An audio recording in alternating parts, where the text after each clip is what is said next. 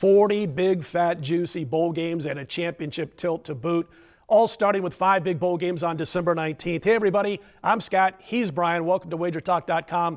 We're talking handicapping when it comes to the bowl season in college football. It's a different animal, obviously, than what we get during the regular season. Bryan, I've already gotten involved in a couple of games. I wanted to jump on a couple of lines that I felt were going to move quickly. Let's start off, you kick it off, by giving us a couple of handicapping tools that you look for right when the matchups are announced. Well, first of all, you've got to limit your plays.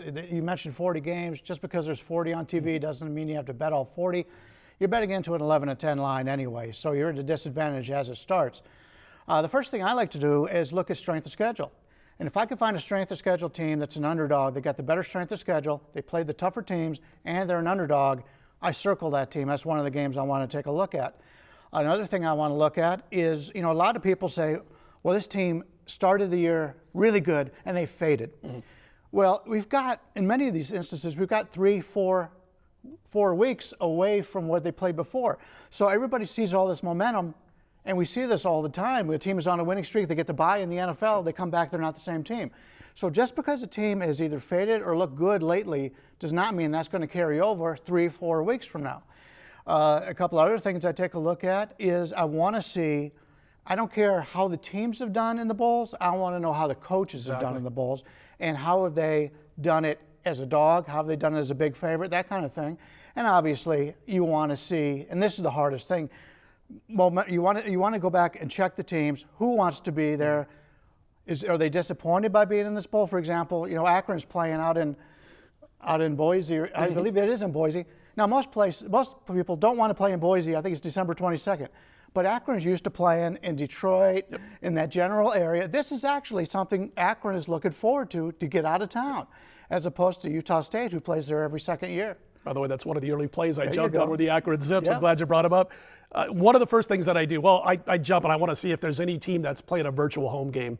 It's very difficult for me to go against a team that's playing a virtual home game in a bowl contest. And another thing, and kind of hitting on what you were saying a little bit about interest, team's motivation of being there, I want to look at all the favorites in the pre-New Year's bowl games and seeing if there's any chalk that might not want to be there because they were thinking about bigger and better things before the season began and maybe well into the season.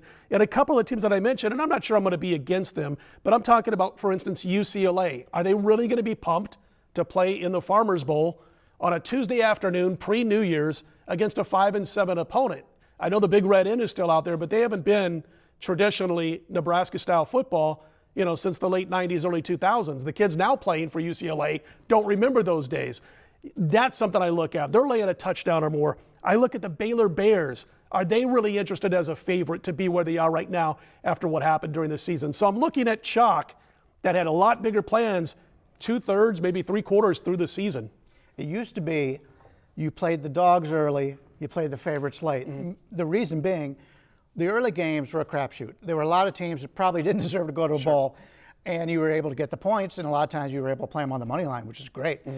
But nowadays, you've got a lot of games after the championship game, a lot of teams that, I don't know why they do it that way, but they've got teams that aren't very good. So now you got to throw it out the window because you don't want to be playing, I haven't looked at one of the later balls, but if you've got like a Ball State type of team playing later on, does not mean, they're not going to the bowls, but it does not mean you want to be in that situation of the favorite. So you have to take a look at that. But, a lot of things I look at is, many times we'll find out, for the Sun Belt, teams will play in the same bowl 3-4 years. Is that really something that they want? They want to go back to Louisiana and play in that same bowl 3 or 4 years. If they get to play somewhere else, that's a bonus for them. Throw something at you real quick here before we wrap it up. And by the way, I'm going to have an article on the news section of WagerTalk.com that's going to talk a little bit more in depth about handicapping the bowls. That's going to be up real soon. You can check it out after you watch the videos. And it's going to get in more into running games and how teams do with good running games as opposed to those who are more highfalutin, for lack of a better term, with their offense and what it means to have that time off. But here's one I want to toss at you real quickly. The Iowa Hawkeyes are undefeated right until the conference championship. They're thinking Final Four. They're thinking they got a shot to play for a national title. Now, most of us thought Iowa was a bit overrated, all season long. And here they are now having to adjust. Now, the Rose Bowl is a very prestigious bowl, obviously, but it's not so much this year in these kids' minds because it isn't a Final Four battle. When you look at the Iowa Hawkeyes or teams of that ilk that were 10-0, 11-0, go into that final game of the season, get knocked off, and all of a sudden they got to play in what they consider to be a lesser bowl. Does that make you say, well, I'm on the other side, or I'm staying off of that team at the very least? It gives you something to think about. You know, you mentioned the Rose Bowl. The Rose Bowl, really, there's only 4 teams that are going to the national championship countdown. So the Rose Bowl is huge. If you tell a team, hey, you're going to play in the Rose Bowl before the season starts, 90% of them will say, yes, we want to do that.